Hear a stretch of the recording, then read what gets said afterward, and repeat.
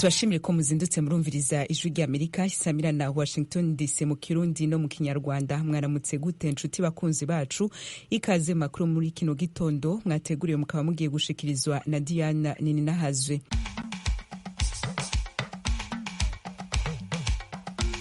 Muti twabateguriye iki mu kanya nk'uko bisanzwe ku minsi yose ya gatandatu turaza guhera ku makuru y'akarere k'ibiyaga binini aze kurikirwa n'ikiganiro iwanyu mu ntara. Nyuma y'ico kiganiro duca tubasusurutsa biciye mu kiganiro c'umuziki.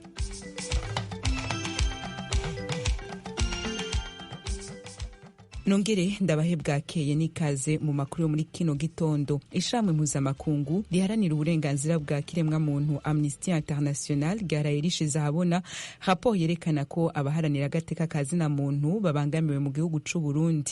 Amnesty International itanga uturorero ko mu myaka 4 iheze president w'ico gihugu Evariste Ndayishimiye agiye ku butegetsi abenshi bapfungirwa ubusa, abandi bakicwa, ndetse hakagira n'ababurirwa irengero hamwe n'abakomeza guhunga ico gihugu. Umenyesha makuru wacu Pierre Claver niyo nkuru yacishije amaso kuri ico cegeranyo ca Amnesty International. Ishirahamwe mpuzamakungu Amnesty International ribona ko amajambo umukuru w'igihugu c'u Burundi Evariste Ndayishimiye ashikiriza mu gisata c'agateka kazina muntu ategera jana n'ingiro. Umushakashatsi akorera Amnesty International Rachel Nicholson yabwiye ijwi ry'Amerika kw'iryo shirahamwe ribabazwa n'abaharanira agateka kazina muntu bafungirwa ubusa, abacugwa bufune na buhoro, abicwa, ababurirwa irengero n'abandi bahitamo guhunga igihugu. Iryo shirahamwe rihana agateka kazina muntu kw'isi Amnesty International ryarerekanye urutonde rw'abarenga 30 bafungiwe ubusa, harimwo n'abamenyesha makuru mu kiringo c'imyaka 4 iheze.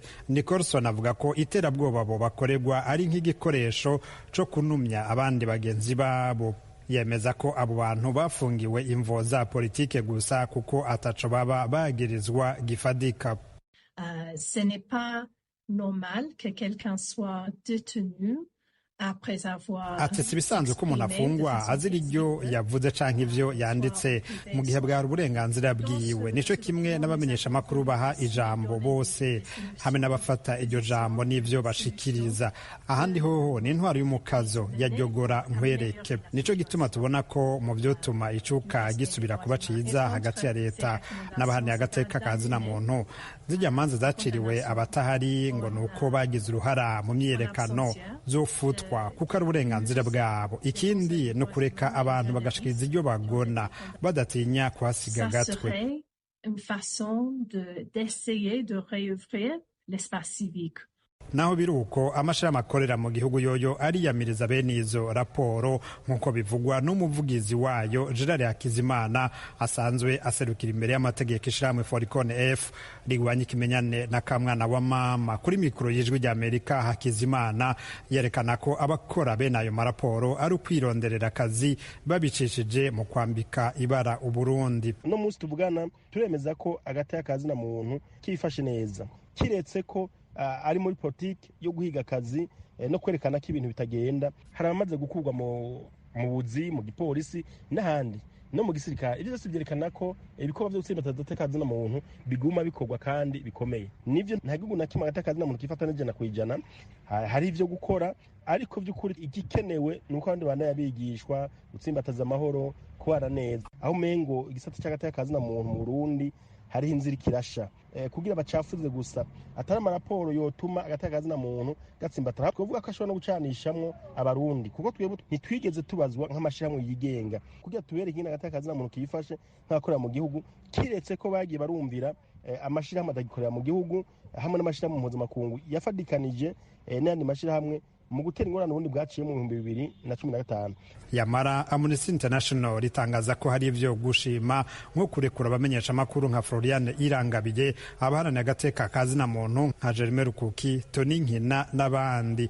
Rachel Nicholson wa Amnesty International abona ko gushima bidakuraho ko abo bari bafungiwe ubusa. Nk'inyishu iryo shirahamwe ritanga harimwo gufungura abasigaye mu buroko no gufuta imanza zo gufunga ubuzima bwabo bwose zaciriwe abaharanira agateka kazina muntu n'abamenyesha makuru 12 bagerezwa intureka za politike zo mu mwaka wa 2015. ategeye umukuru w'igihugu yaja ku butegetsi yashitse afungura abamenyesha amakuru 4 b'ikinyamakuru Iwacu, aratanguza n'isekeza ryo gufungura abafungiwe ubusa. Twari tuzi ko ari ingendo igiye kubandanya, ariko nticabujije ko ku rundi ruhande abagira ico bashikirije baterwa ubwoba, abandi bakicwa, harimwo n'abashinga amateka.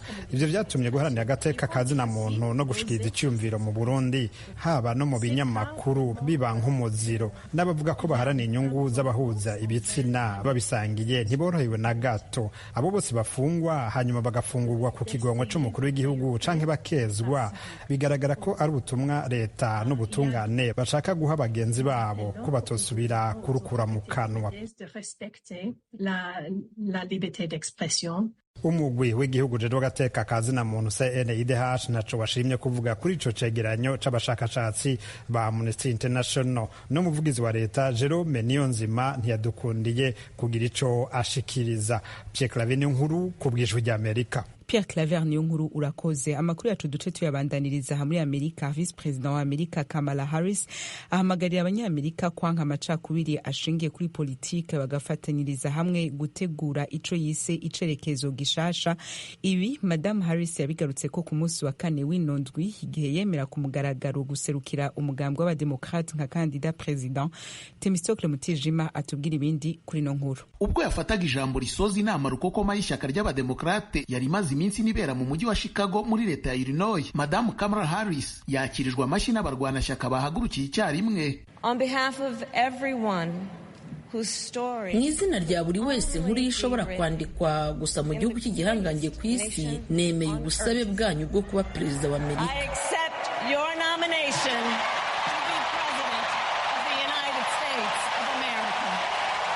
Visi perezida wa Amerika yagarutse ku byaranze ubuzima bwe bwite ndetse n'inshingano yakoze nk'umushinjacyaha. Asobanura uburyo byamwubatsemo ubushobozi bw'umwihariko bwo kurinda inyungu z'abanyamerika uwahoze ari perezida Donald Trump yise ko wagamije inyungu ze bwite.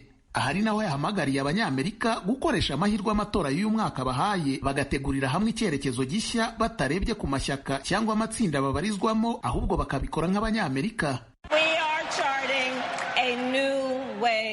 Turimo gutegurira hamwe icyerekezo gishya kituganisha ku hazaza hafite urwego rw'abafite ubukungu bwo hagati no hagati rukomeye kandi rwaguka, kubera ko tuzi ko urwego rw'abafite ubukungu bwo hagati na hagati rwamye ari ingenzi cyane ku iterambere rya Amerika. Kubaka urwo rwego rero bizaba intego nyamukuru y'ubuyobozi bwanjye. Kamala Harris, umukobwa uvuka ku mwimukira w'umunyajamayika n'uw'umuhinde, yabaye umwiraburakazi wa mbere ndetse n'umuntu ufite amamuko muri Aziya wemeye guhagararira ishyaka rikomeye nka kandida perezida. Naramuka atowe kandi azaba abaye umugore wa mbere utorewe kuyobora Leta Zunze Ubumwe za Amerika. Ijambo rye ryamaze iminota 40 ndetse n'inama rukokoma y'abademokrate muri rusange biboneka ko byari bigendereye rubanda nyamwinshi y'abanyamerika yose, atari abamushyigikiye gusa basanzwe baragaruwemo intege n'izamuka rye nyuma y'aho perezida Biden aretse kongera kwiyamamaza. Muri iri jambo rye yababuriye ku ngaruka zabaho mu gihe baba batoreye Trump indi manda. Kandi rero tuzi uko manda ya kabiri ya Trump yaba imeze. Byose bikubiye mu mushinga wa 2025 wateguwe n'abajyanama be ba hafi. Byose hamwe bigamije gusubiza igihugu cyacu inyuma mu bibi byahise, ariko nk'Amerika ntituzasubirayo. Madamu Harris yagarutse ku byaranze ubuzima bwe, uko yabaye mu nyubako ntoya ya paritoma mu burasirazuba bwa San Francisco arerwa hanini na nyina ubwo ababyeyi be bari bamaze gutandukana. Yasobanuye uburyo yarezwe kandi n'inshuti n'abakozi bo mu rugo bamubereye umuryango kubw'urukundo. Agaruka ku kazi kose yakoze kuva ku kuba umushinjacyaha mukuru wa leta, umusenateri na n'ubu ari visi perezida, Harris yagize ati: mu kazi kanjye kose nagize umukiriya umwe rukumbi, umuturage. Naho kuri Trump we yavuze ko ibyo yagiye akora byose yagiye abikora mu nyungu z'umukiriya umwe gusa, ari we ubwe. Muri gahunda ashyize imbere mu bijyanye n'umutekano mu gihe azaba atorewe kuyobora Amerika, Madamu Harris yijeje kongera ubufatanye bwa Leta Zunze Ubumwe za Amerika n'umuryango wo gutabarana wa OTAN. Yavuze kandi ko igihugu cye kizakomeza gufasha Ukraine mu ntambara ihanganyemo n'Uburusiya. Ni mu gihe JD Vance wiyamamazanya na Trump nk'uzamubera visi perezida natorwa, we yakomeje kwibaza kenshi ku nkunga ya Amerika kuri Ukraine. Visi Perezida Kamala Harris kandi yasezeranyije kuzakora ibishoboka byose mu kurangiza intambara ishyamiranyije Isiraheli n'umutwe wa Hamasi ishobora gutandukira akarere kose. Muri iri jambo rye risoza inama rukokoma y'ishyaka ry'abademokarate, Madamu Kamala Harris yashimiye Perezida Joe Biden yavuze ko yagejeje igihugu ku bidasanzwe. Joe, I am filled with gratitude. Joe, urumva nuzuye amashimwe. Ibyo wagezeho ni ibidasanzwe nk'uko amateka azabigaragaza, kandi imico yawe ni intangarugero. Nge na Doge turabakunda, wowe na Jill, kandi turabashimira kuri buri kimwe mwembi. Ubwo Biden yatsikiraga mu kiganiro mpaka na Trump mu kwezi kwa gatandatu, Harris yakomeje kumushyigikira kugeza ubwo yanzuye kwivana mu irushanwa. Abifashijwemo no kuba Perezida Joe Biden yari amaze kumwemeza nk'ugomba kumusimbura, Madamu Harris yongeye guhuriza hamwe ishyaka ry'abademokarate bashyigikira kandidatire ye. Ibi byahise bisubiza rudubi byo guhatanira umwanya w'umukuru w'igihugu byabonekaga ko Trump asa nk'uri mu mwanya mwiza wo kuwegukana. Avugana n'abamushyigikiye nyuma yo gushyikiriza ijambo rye, Kamala Harris yagaragaje icyizere cyinshi, ariko abakangurira gukomeza kumwamamaza cyane nk'aho bakiri inyuma. Ijwi ry'Amerika, Washington DC, mu Kirundi no mu Kinyarwanda. Tubandanirize ku kiganiro Iwanyu mu Ntara. Iwanyu mu Ntara. Tuyagire mwisanzuye ku Ijwi ry'Amerika. Ni kuva ku wa mbere gushika ku wa gatanu, kuva isaha 7 gushika isaha 7 n'igice z'umutaga. Iwanyu mu Ntara, Iwanyu mu Ntara, Iwanyu mu Ntara.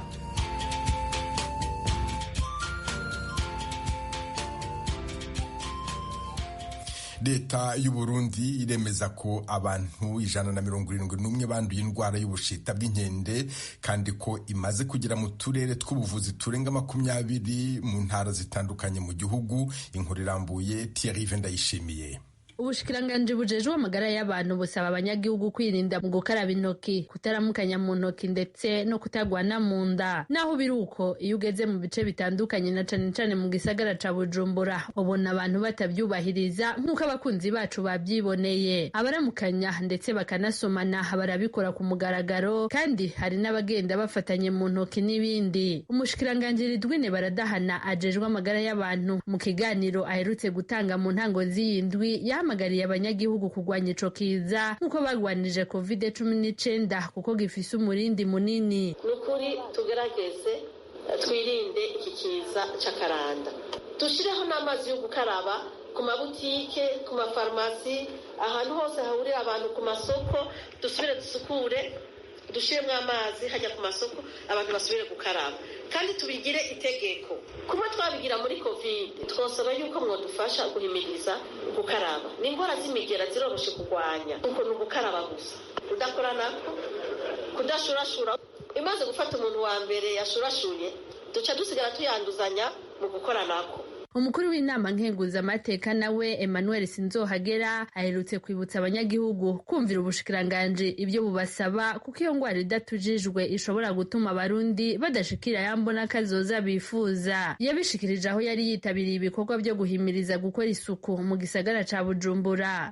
Abantu twumvira ibyo abajejwe amagara batubwira ati harageze ko mureka kuramukanya, reka tubyubahirize. Batubwira ati dukarabe kenshi, reka dukarabe, kugira ngo bigende neza, nuko umwe wese yumva yuko urugamba rwiwe. Ariko naho biruko, abanyagihugu bavuganye n'abakunzi b'Ijwi ry'Amerika bavuga ko ibyo basabwa bigoye, kuko ikibazo c'amazi gihangayikishije benshi. Ntivyoroshe kugira isuku, karaba ubunye n'amazi ntayahari, amazi aracikaguka ku bwinshi, sigure ko n'amazi gukaraba usanga ari ikibazo kugira ngo abantu bashobore gukaraba vyoroshe. Abo banyagihugu bavuga kandi ko mu ntwaro aribo bari bakwiye kubikurikirana, kuko babivuga mu majambo gusa ugasanga nta kubishira mu ngiro guhari. Mu by'ubushikiranganji busaba harimo gushira ubukarabiro ahahurirwa n'abantu benshi, mu masoko, mu tubari n'ahandi hahurira abantu benshi. Ariko abanyagihugu twavuganye bavuga ko atawusanga amazi yo gukaraba.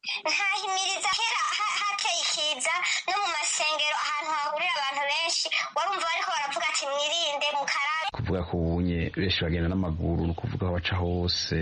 Yumva bisaba yuko habaho inzego zibijejwe zibiri, zishyiraho ingingo mperekeza ku buryo tubwirizwa nyine kubishyira mu ngiro. Iyo ndwara y'akaranda ifata vuba ariko ikibonekeza cyane mu minsi 14 umuntu ayanduye. Muganga Aime Uwimana yanonosoye ibijanye no kuvura indwara zifatira mu maraso avuga ko ibimenyetso vya mbere umuntu agomba kwitondera ari ubushuhe bwinshi no kugira amasumbi. Uku nikabisigura afise ibimenyetso vy'iyo ndwara na cyane cyane nk'ubushuhe buza hanyuma akagira ibintu vy'amasumbi cyane atavyo yahorana, umuntu arashobora kwibaza yuko ari iyo ndwara. Nivyo bintu vya mbere bitangura imbere yuko haza bijya bintu vy'uruherehere ruhera ku maso ariko rushobora no gushikira n'ibindi bihimba vyose vy'umubiri, na cyane cyane ku bihimba vyihishije birondoka mu mugongo, ku maboko no ku maguru.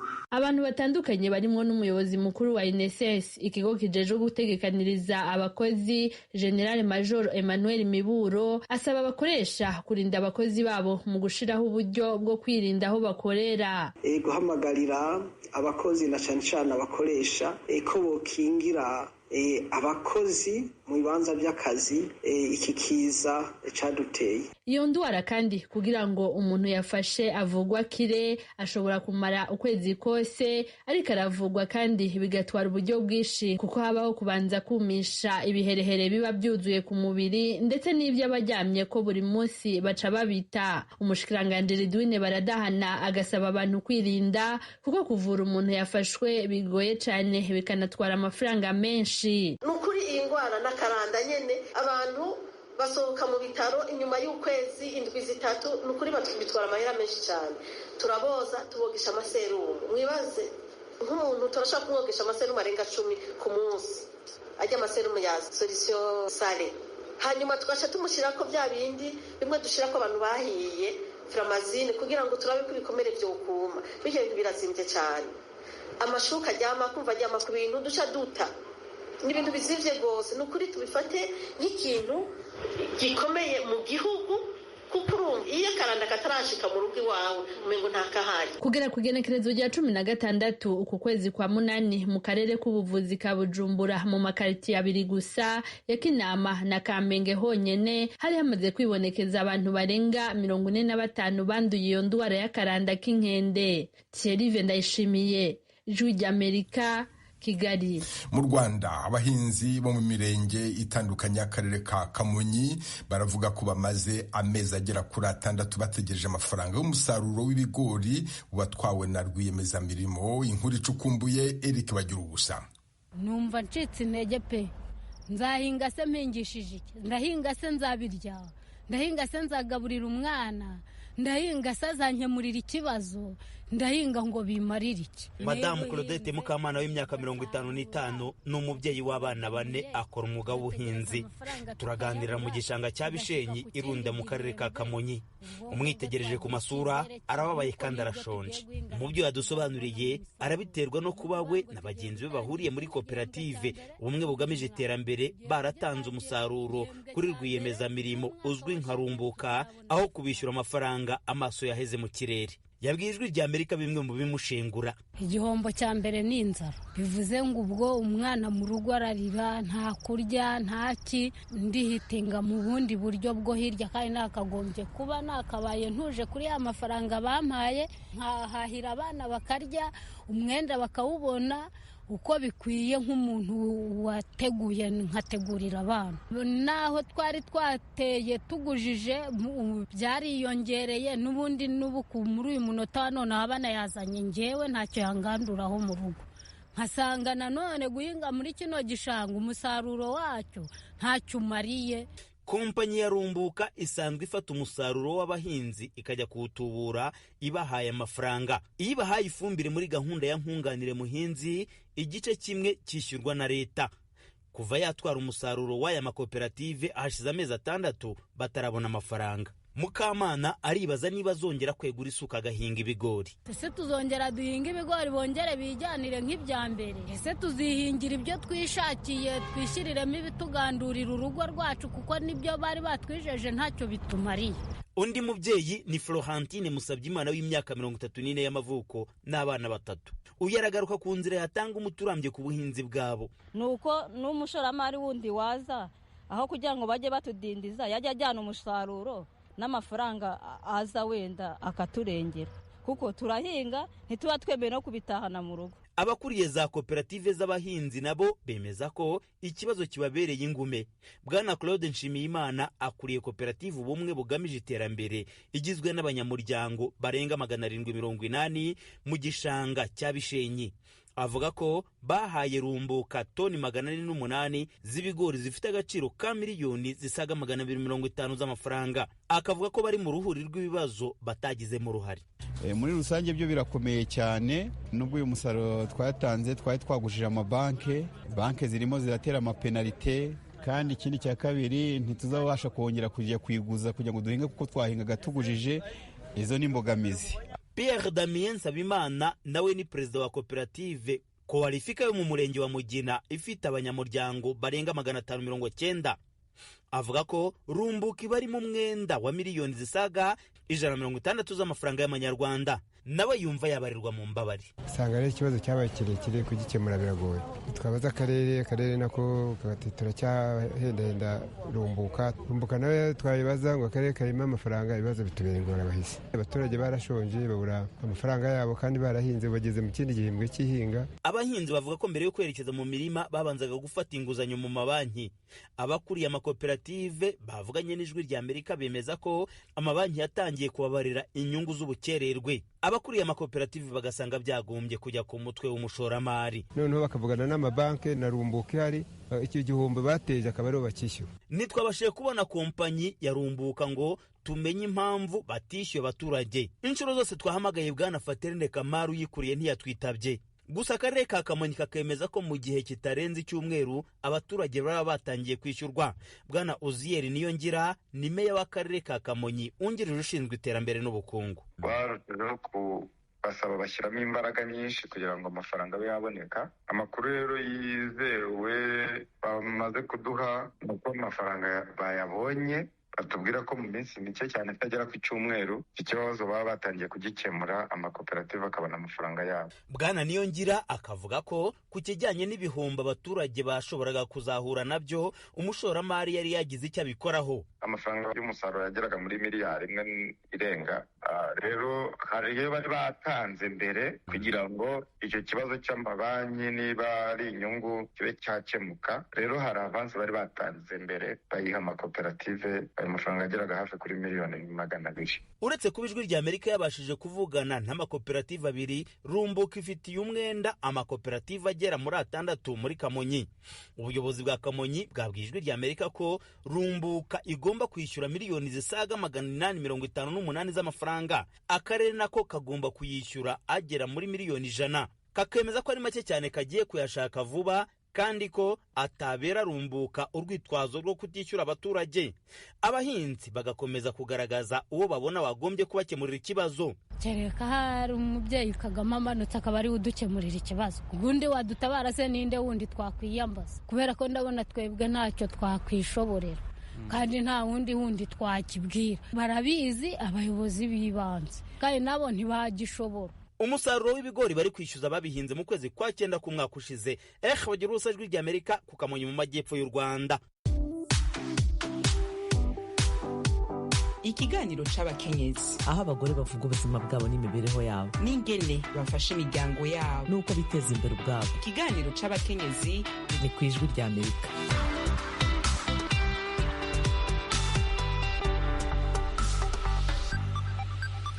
mu burasirazuba bwa Repubulika ya Demokarasi ya Kongo muri teritwari ya Uvira, abagore batawe n'abagabo, abapfakazi n'abafite abagabo b'inyanda bahitamo gukora imirimo ivunanye ariko bakirwanaho bagatunga imiryango yabo. Ni mu kiganiro cy'abategarugori mwateguriwe na Vedaste Ngabo. Ugeze muri bimwe mu bice by'iyi teritwari hano urubibi n'igihugu cy'u Burundi, usanga benshi mu bagore bakora ubucuruzi bwambukiranya imipaka, abandi bafora mu migezi, abandi nabo bari mu mirima, mu gihe abandi nabo baba bari gusenya imisenyi yo kugurisha. Iyo uganiriye na bamwe muri bo bagaragaza ko impamvu bajya muri iyo mirimo ari uko ari abapfakazi, abandi bakemeza yuko abagabo babataye, abandi nabo bakavuga yuko abagabo babo ntacyo bakora bitewe n'uko ari abasinzi. Niyonsaba Christine ni umugore uri mu kigero cy'imyaka 35 y'amavuko, afite umuryango w'abana 7.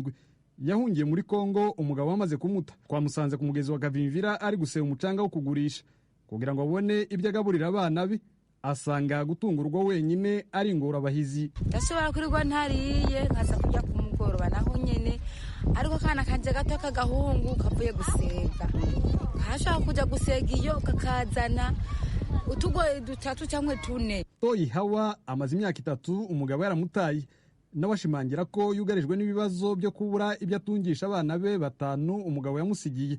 Ndashoboye kuba twaraye inzara nkabwira abana ati tugende tuze gukora, tugakorera nk'ibyo 5,000, nkacambwira abana ati dutwara ubusombe tukabuteka tugaca turya rimwe kugira ngo tugure kajya gafu. Isabune nayo ndashoboye kumara n'indwi tutamesa, tukamara n'indwi 2 tutamesa, hejuru y'iki, hejuru yo kubura agasabune na kakarasyo kuko tuba turiko turahangayika.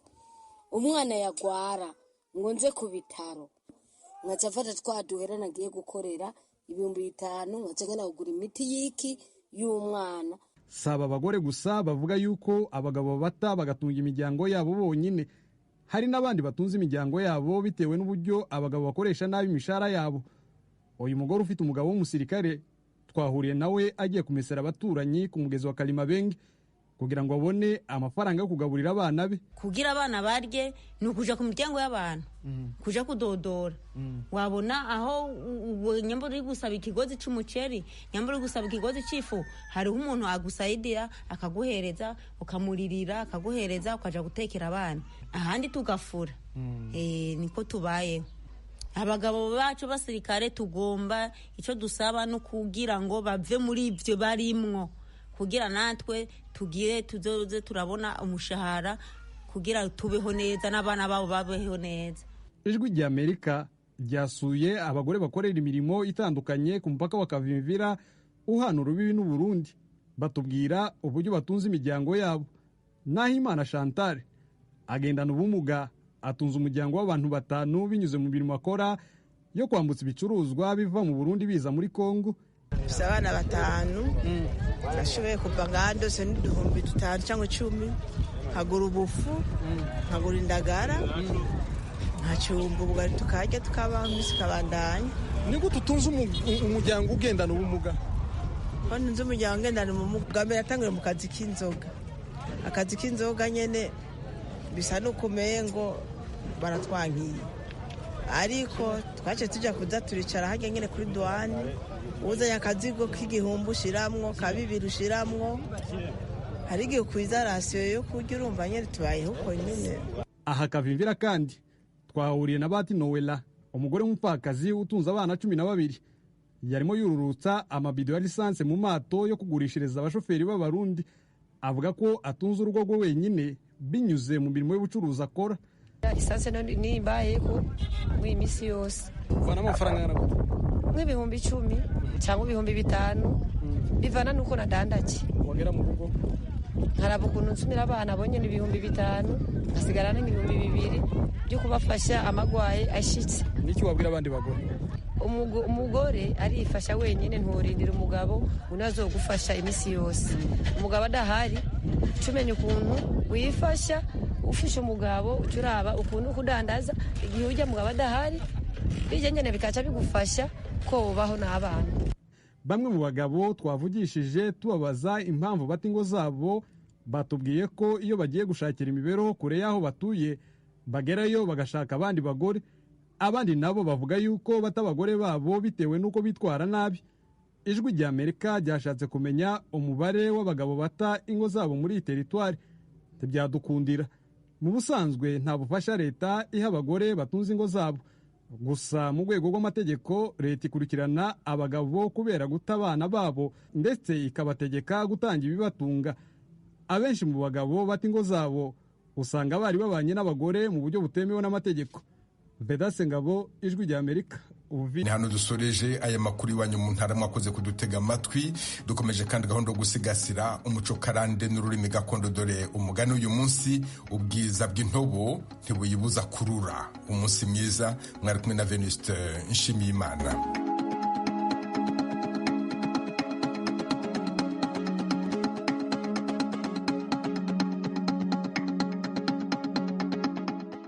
ijwi rya Amerika Washington DC nino ngaha duce dusozerera igice ca mbere c'ibiganiro n'amakuru twari tubafitiye muri kano kanya. Kuri mikro mwari kumwe na Diane Ninahazwe, Nadia Tahaniwe twari kumwe mu bihinga bw'ivyuma. Ekipi ya kino gitondo tubifurize rero kubandanya muranirwa mu vyo murimo vyose. Ahaje Diane Ninahazwe turaza kongera ku mugoroba mu kanya abakunzi b'ikiganiro